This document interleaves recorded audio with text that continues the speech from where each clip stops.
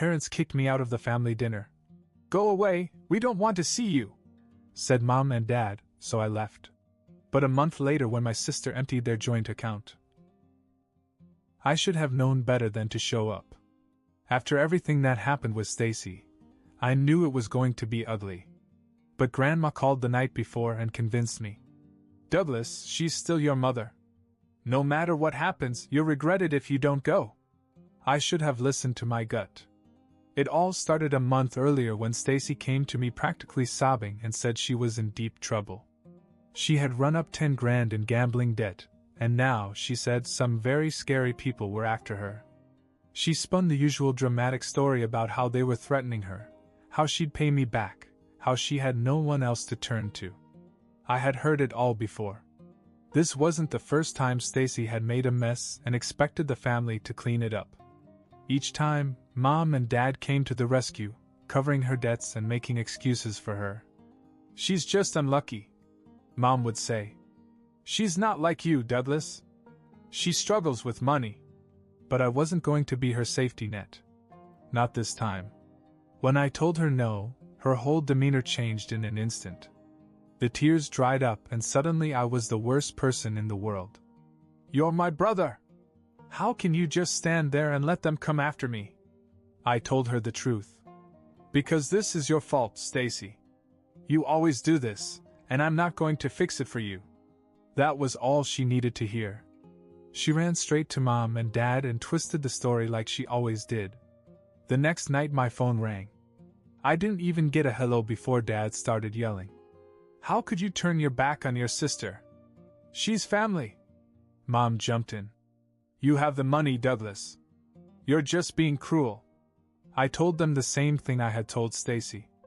"She did this to herself. If you want to bail her out, go ahead. But I'm not." That was the start of the silent treatment. I was completely frozen out. When I texted, I got short, cold replies. When I called, they didn't pick up. Then Mom's birthday came around. I had no plans to go. But Grandma convinced me to go, and a small part of me thought maybe they'd cooled off. Maybe a month would be enough time to move on. I was dead wrong. When I walked into the house, I barely got 2 steps in before Dad turned to me, his face already red. Mom was standing with her arms crossed, and Stacy was sitting at the dining room table, smiling as if she knew exactly what was going to happen. Dad's voice was sharp. "Why are you here?" I hesitated. "It's Mom's birthday." Mom's reaction was ice cold. "Either you help your sister or we don't want you here." Just like that. No hesitation. No guilt. I looked at them, waiting for someone to realize how crazy they sounded. But they just stared, waiting for me to give in. Then I looked at Stacy. She didn't look embarrassed or grateful. Just smug. Like she had won. So I walked away. I didn't argue. I didn't beg. I didn't even bother to say goodbye. I just turned and walked out, hearing the door slam behind me. And that was the end of it for a while. After they threw me out, I decided I was done with them. No calls, no texts. If they wanted to choose Stacy over me, let them. I focused on work, went to the gym more, and honestly, I felt lighter without all their drama. Then, about a month later, I got a call from Dad. I almost ignored it, but curiosity got the best of me. The moment I answered, he sounded like a completely different person, panicked. "Douglas, we need to talk.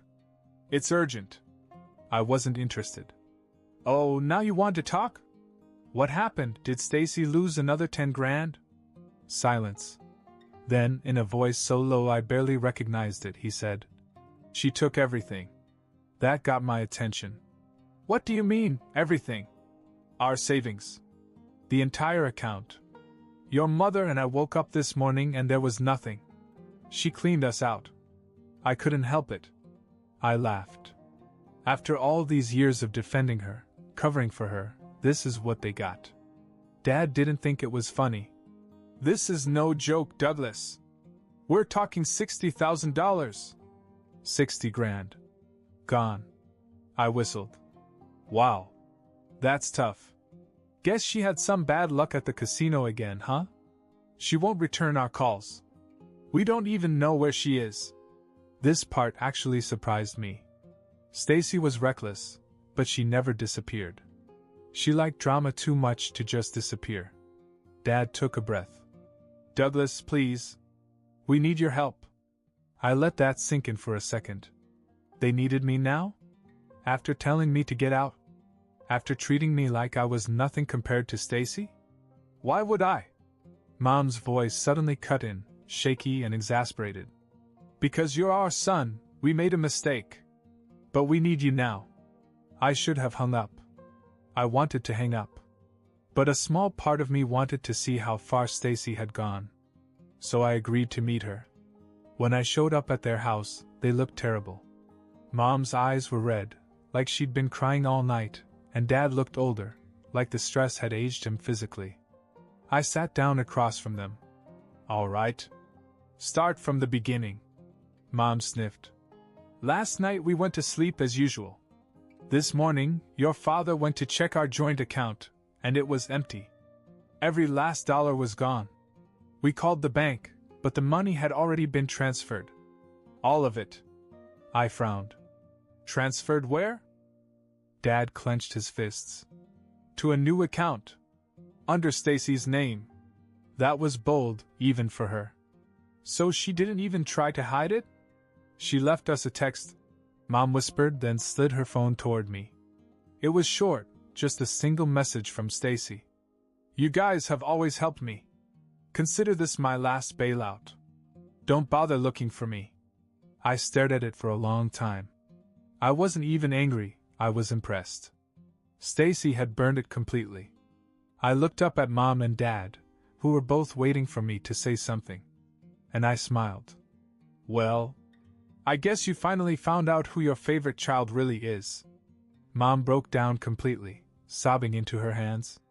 Dad just sat there, staring at nothing, as if his brain couldn't process what had happened. I wasn't in a hurry to comfort them. They had had years to see this coming. They chose to ignore all the warning signs. Now reality had slapped them in the face. So what do you want me to do? I finally asked. Dad straightened up.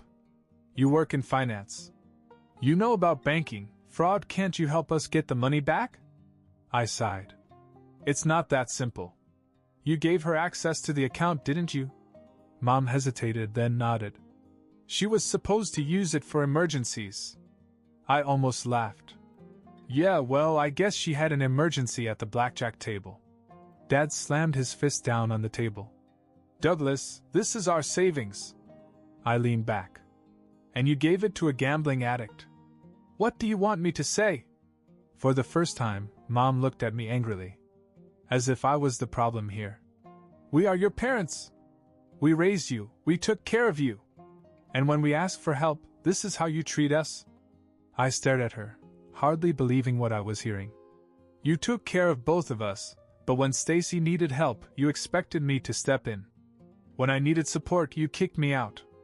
And now that she's screwed you over, suddenly I'm supposed to drop everything? Dad began to pace. We're not asking for money, Douglas, we just need to fix this. There must be something we can do. There was. But they wouldn't like it. I took a deep breath. There is a way to get the money back. But it's messy.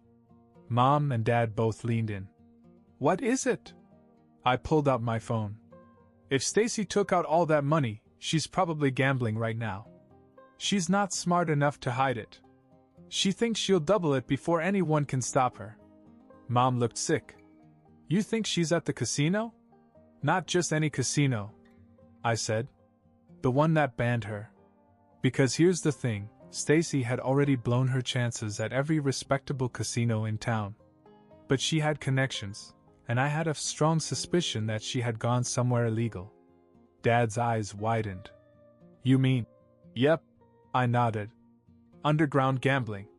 Places that don't care about prohibition. Places that don't care if she loses everything and leaves in debt to the wrong people. Now they really panicked. Mom grabbed my arm. We have to find her. I shook my head. I'm not going to some backroom casino just to drag her out. Dad clenched his jaw. Then what do we do? I pulled up a contact on my phone. A guy named Ryan. Someone I used to work with before he left finance for riskier ventures. I looked at Mom and Dad. We're not going to find Stacy. We'll let them find her. And then I hit call. Ryan answered after 2 rings. Douglas. Haven't heard from you in a while. Yeah, I need a favor, I said. You still have connections in the underground gambling scene? Ryan chuckled. Are you finally getting into trouble? Not me, I said. My sister. She stole 60 grand and is probably losing it as we speak. That got his attention. 60? Damn. Yeah, I might know where she is. But if she's gambling in one of these places, it won't be easy to get her out. I glanced at Mom and Dad, who were both staring at me in despair. I don't need her out. I need the money back. Ryan was silent for a second. Then he sighed. All right. I'll ask around. If she's at one of the usual places, I'll let you know. I hung up and looked at my parents. Now we wait. Dad frowned. That's it. Just wait. Do you have a better idea? Mather answered. An hour later, Ryan texted me an address. It was in a part of town where normal people didn't go after dark. I found it. Playing high stakes. Losing badly. I showed the text to Dad. His face turned pale. She's going to gamble it all away, isn't she? She already is. Mom grabbed my arm. We have to go now. I shook my head. If we barge in and start yelling, they'll just throw us out. Those places don't like attention. Dad clenched his fists. So what, we just let them burn through everything? No, I said. We'll do something smarter. Ryan had given me another piece of information. The house always had a collector, a guy who dealt with debts. And in these illegal places, debt wasn't just, pay us when you can. If Stacy lost more than she had, they would own her. And she was definitely losing more than she had. So I made a call. Not to Ryan this time, but to the collector. A deep voice answered. Who is this? There's a girl playing there tonight. Stacy. Blonde, mid-30s, loud. I'm her brother. A pause. Then a dark chuckle. Yeah, we know her. She's very generous with her money. Are you calling to cover her losses? Not exactly, I said. But I do have a business proposition for you. Another pause. Then, I'm listening. I grinned. What if I told you that I could make sure that Stacy pays every cent she owes, but not in a way that puts you at risk? I could feel the interest on the other end. Go on. I glanced at Mom and Dad, who were both watching me anxiously. She stole the money, I continued, and my parents want it back. But I guess she's already down to her last few grand, right? The collector sighed. Pretty much. That girl has no self-control. Exactly, I said. So here's what we do. You let her keep playing. Let her dig her hole so deep she can't climb out. And when she finally realizes she's screwed, you let her parents bail her out. Now I had Dad's full attention. The collector chuckled again. And why would we do that? Because my parents are desperate. They'll do anything to get their money back. And when they realize they have no other choice, they'll pay off their debt.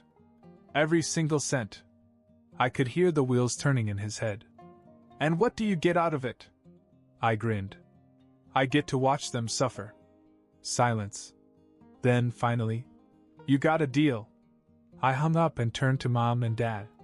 Pack your wallets, I said. Because in a few hours, Stacy will be coming to you for help. And for once, you're going to say no. We sat in silence, waiting. Mom kept fidgeting, looking at Dad as if he'd magically come up with a better solution. Dad just stared at the floor, his jaw clenched. I was enjoying this far too much. 3 hours later, just after midnight, Mom's phone rang. Stacy. Mom gasped and almost answered immediately, but I grabbed her wrist. Put it on speaker. She hesitated, then did. The second she picked up, Stacy's voice came through, frantic. Mom! Mom, you have to help me! Mom's hand shook, but I held up a finger, silently telling her not to break. Dad spoke instead. What's wrong, Stacy? I screwed up, okay? I lost everything, and now these guys won't let me leave. They say I owe them 20 grand on top of what I've already spent. I don't have that money. I could hear voices in the background, deep and serious. The collector was doing his job. Please, she sobbed. You must send me the money. Now. Mom looked like she was about to break. Dad wasn't far behind. I leaned in. Ask her where the 60 grand went. Dad swallowed hard, then asked, What about the money you stole from us? Stacy sniffed. It's gone. I tried to get it back. I thought if I could just... I cut in. Let me get this straight. You stole our parents' life savings, blew it all in a single night, and now you expect them to cover more of your debts? Stacy froze. Then, as always, she changed tactics. Douglas, you don't understand. These guys aren't just debt collectors. They said if I don't pay, they'll... She choked on the words, trying to make it sound as dramatic as possible. I didn't flinch. What? Break your legs? Take a kidney? Sounds like your problem. Mom gasped. Douglas! I ignored her. You made this mess, Stacy. You deal with it. Now she was in full panic mode. You can't do this to me. Mom! Dad! Please, I'll pay you back, I swear. Dad was breathing heavily, clearly on the verge of breaking down. I wasn't finished. Get one of the boys on the phone. Stacy sputtered. What? You said they're right there, right? Put one on the phone. A few seconds of muffled arguing. Then a new voice came through, deep and calm. The collector. That's some cold-blooded stuff, brother. Respect. How bad is she? I asked. Down to her last chip, he said. We gave her a chance. Even warned her. But she doesn't know when to run. I nodded. I thought so. Mom burst out. Please. We just want to make sure she's okay. The collector chuckled. She's fine. For now. Dad finally cracked. We'll pay. Just tell us how dash. I slammed my hand down on the table, making them both jump.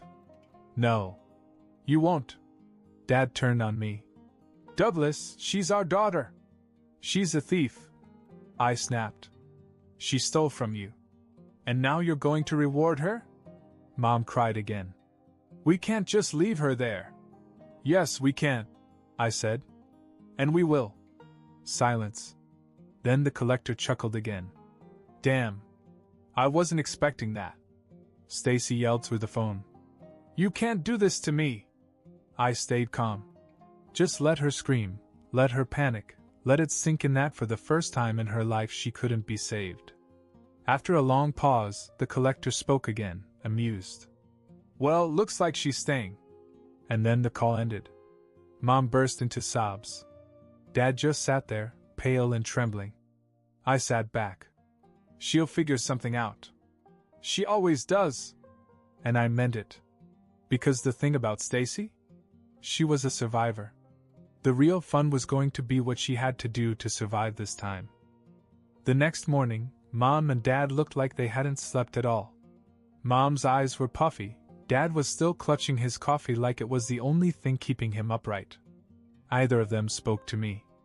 I didn't care. I'd made my point. Stacy had finally hit rock bottom. Or so I thought. At noon, Dad's phone rang. He answered it without thinking, and the moment I saw the color drain from his face, I knew something was wrong. Mom grabbed his arm. What? What is it? Dad's voice was barely a whisper. She's here. I blinked. What? The doorbell rang. Dad looked at me stunned. Stacy's at the front door. That didn't make sense. She was supposed to be deep in with the collectors. How did she get out so quickly? Mom ran to the door and yanked it open. And there she was. Stacy was standing on the porch, perfectly fine. No bruises, no broken bones. Her hair was messy, and her makeup was smeared like she'd been crying, but other than that, she looked normal. Like nothing had happened. "Mom!" She threw herself forward, sobbing into Mom's shoulder. "They let me go. I was so scared. I thought I was going to die." Mom held her, crying just as hard. "Oh, sweetheart. We were so worried." I crossed my arms. "How did you get out?" She looked up at me, eyes full of fake innocence. "They just let me go. I don't know why." I narrowed my eyes. "Bullshit. Stacy never got out of consequences that easily." Dad frowned. "But your debt." She wiped her face. "They said it was okay. That they didn't need it anymore. They just told me to go." Now I knew she was lying. Casinos, especially illegal ones, don't just walk away from debts. That's not the way they work. Something was wrong. I checked my phone and scrolled to Ryan's number. If something shady was going on, he'd know. Before I could call, a black SUV pulled up to the house. The engine shut off. The back door opened. And a man got out. Not just any man. The collector. Tall, broad, wearing a suit like he was attending a business meeting instead of chasing down debtors. He adjusted his cufflinks and walked up the driveway like he owned the place. Mom gasped and pulled Stacy behind her. What's going on?" I already knew. Stacy wasn't free. She just sold herself into something worse. The collector stopped in front of us and gave me an amused look. "You're a smart guy," he said. "Figured you'd figure it out." I clenched my jaw. "What did she do?" He grinned. Then he turned to Stacy. "You gonna tell them, honey? Or should I?" Stacy didn't look at us. Mom grabbed her shoulders. "Tell them what?" The collector chuckled softly. "Well, your daughter is broke. No money, no assets. But she did have one thing of value." Mom paled. "What does that mean?" Dad's hands were shaking. "Stacy?" She finally spoke, her voice small. "I made a deal. I told them I could work for them. Pay off the debt, some other way." Mom's face twisted in horror. No, honey, you didn't." "Relax," the collector said. "We're not doing anything illegal." Then he looked at me, eyes gleaming. "We just needed someone to run a little operation for us. Move money. Manage accounts." My stomach dropped. This wasn't about gambling anymore. This was money laundering. And Stacy had just signed up for it. The air felt heavy. Mom and Dad looked frozen, like their brains were refusing to process what was happening. I wasn't surprised. Stacy wasn't free, she was owned. I exhaled slowly. "So let me get this straight. Stacy gambled away 60 grand, took on another 20 in debt, and now, instead of paying it back, she's agreed to launder money for you?" The collector smiled. "She's a natural." Mom grabbed Stacy's arm. "You can't do this. She's not a criminal." He shrugged. "She is now." Dad stepped forward. "We'll pay her. Whatever she owes, we'll pay." The collector held up a hand. "You see, that would have worked yesterday. But now? We don't want your money. We want her." Mom started sobbing again. Stacy still wouldn't meet my eyes. I ran my hand over my face. "What exactly is she supposed to do?" The collector looked amused. "She moves money, does transactions, nothing crazy. The kind of work someone with her habits is good at." That meant one thing. They weren't just laundering money. They were using Stacy to move stolen money through gambling rings. And if she got caught, she'd go to jail. I turned to Stacy.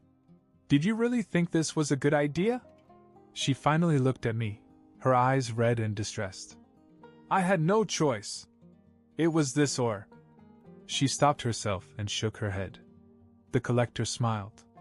"You're smart, Douglas. You know how this works. A deal is a deal." And just like that, I realized they didn't even need Stacy. They wanted me. That's why they let her go. They knew I'd step in. I sighed. You want the money back, right? The collector raised his eyebrows. Obviously. Then you don't need Stacy. You need someone who actually understands finance. Knows how to move money without raising red flags. His grin widened. And you're offering yourself instead? Mom gasped. Douglas, no! I ignored her. I can get you your money. All of it. Legally. No risk. No heat. The collector studied me for a moment, then chuckled. You're a lot smarter than your sister. I crossed my arms. Do we have a deal? Another long pause. Then, finally, he nodded. We have a deal. Relief washed over Mom and Dad. Stacy collapsed, looking like she couldn't believe I'd just saved her again. But I wasn't done. I pulled out my phone, hit record, and looked the collector dead in the eye. Say it. He tilted his head. Say what? That Stacy is free. That she owes you nothing. He let out a low laugh, then shrugged. Stacy's free. She owes us nothing. I stopped recording. Perfect. Now get out of here. The collector smiled, but didn't argue. He turned and walked back to the SUV and drove away as if nothing had happened. The second he was gone, Mom hugged me. Oh, thank God. I was so scared. You saved her. Dad nodded. Douglas. I don't know what to say. Stacy just stood there with her arms crossed. I didn't ask for your help. I scoffed. You never do. She looked at me but said nothing. I turned to Dad. You're going to pay me back the 60 grand.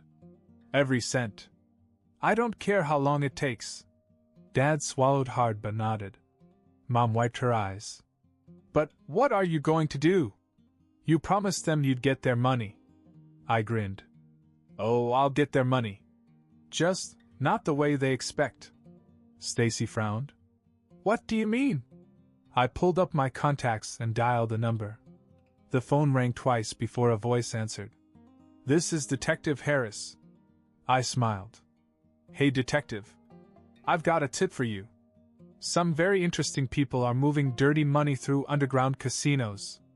And I know just where to find them. Stacy's face turned pale. Douglas, what are you doing? I met her eyes, completely calm. I'm burning it all down.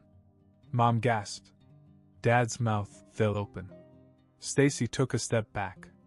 I just turned and walked out the door. Because I was done playing their games. This time, I was the one in control.